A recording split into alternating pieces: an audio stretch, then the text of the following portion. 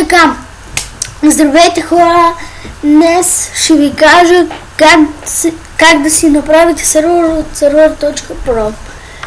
Първо си правите имейл, аз съм го направил, тук ми не се вижда, и пишете server.pro. Така, влизате, ако нямате акаунт, тук това го махам и това го махам. Юзернейм, например, искам да ми е така, Георги. Така, имейл, сега новия имейл ми е Кломба. Така, пишете си, юзернейм, не може да ми е така името, например, не искам да ми е Георги. Така става ли? Не.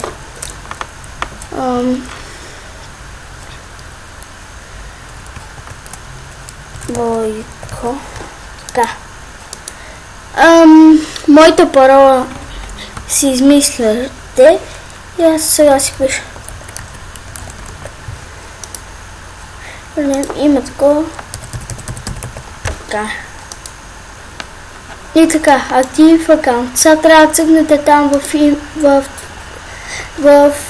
тук в почтата и трябва да server.pro актив. Get your server, no Minecraft. Както ви се казва сервер, на мен ще ми Георги. Така. Норт Америка или Европа, Free или Premium. Free може да играете с приятели. Така. Крафтбуки, че ви препоръчам. 1805 Holy и цъкате Create сервер. И трябва старт сервер. И това ви. Това. От тук плагин си стърсите плагин и изтеглите. Ама IP-то на всяко изключване на сервера ще ви се променя. И тук имате такова, като ви свърши времето, цъкате Ренел. И тук ще ви изпиша. И трябва да го направите и то става така. Става контрол панел, ето го.